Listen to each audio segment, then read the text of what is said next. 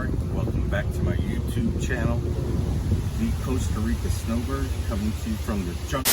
Not the jungles of Costa Rica, but we're coming to you from the Central Valley of San Jose. And today we're going to talk about the advantages of living in the beautiful Central Valley. Some of the things that you need to consider or know about when you come down to Costa Rica, whether it be as a snowbird, a long-term vacationer, or someone that's coming down here for the first time.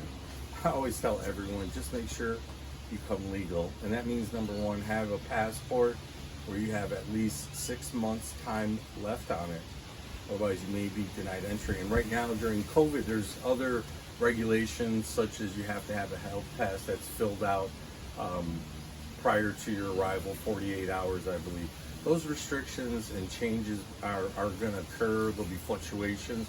So just make sure you always follow that. But when you come down to Costa Rica, and if you're considering snowbirding, the reason why I advocate so strongly for the Central Valley is that the Central Valley is the hub of Costa Rica. You have access to the transportation that will take you all over the country.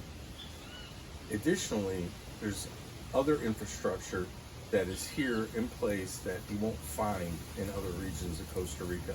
Out in La Fortuna, for example, there's a lack of major medical facilities. And if you're here long term, that's something that you really want to consider or really contemplate. The beauty of the Central Valley is we're in very close proximity to a couple very well-known and internationally recognized hospitals, including SEMA, Hospital Metropolitano, and Biblica. Those are three excellent facilities, and they're all just a stone's throw away. The other thing I would tell you about living in the Central Valley is its ability to go out to the beaches. Beaches are less than an hour and a half away. Again, though, if you live out in the beaches, there's a couple of things that make it different than living in the Central Valley, and really all throughout Costa Rica. You have many different microclimates, much like the United States, where we think the United States is one continuous place. It's warmer in Florida than it is up in Minnesota, especially right now, this time of the year, being middle of January. So what you want to keep in mind in Costa Rica is the beaches, especially on the Pacific side, towards the Central Valley tend to be 10 to 12, even sometimes 14 degrees hotter each day than it is in the Central Valley. So on a day like today, where we expect the high to be 82 degrees, we could see potentially temperatures as high as 92, 94, maybe even 96 degrees along Jaco. It really varies. This time of the year, it could be only 10 degrees, but the humidity is strikingly different. In the Central Valley, there's very low humidity and really nice temperate conditions. Versus out at Jaco, it's hot.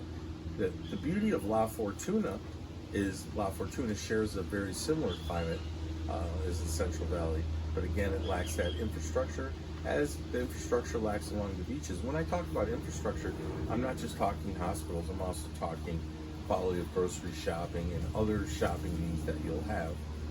Central Valley is the location where a lot of those people come on a regular basis to get provisions for their regular lives. And on my YouTube channel, the Costa Rica Snowbird, we're going to be offering up new videos and content that are going to help you plan and effectively have a great extended vacation, or whether it be snowbirding or living in the Central Valley of Costa Rica. I want to make sure that you like, subscribe, and hit the notification bell. We're going to be offering up some great content that'll cover such important issues as medical coverage, housing costs, food, and transportation. Stay tuned.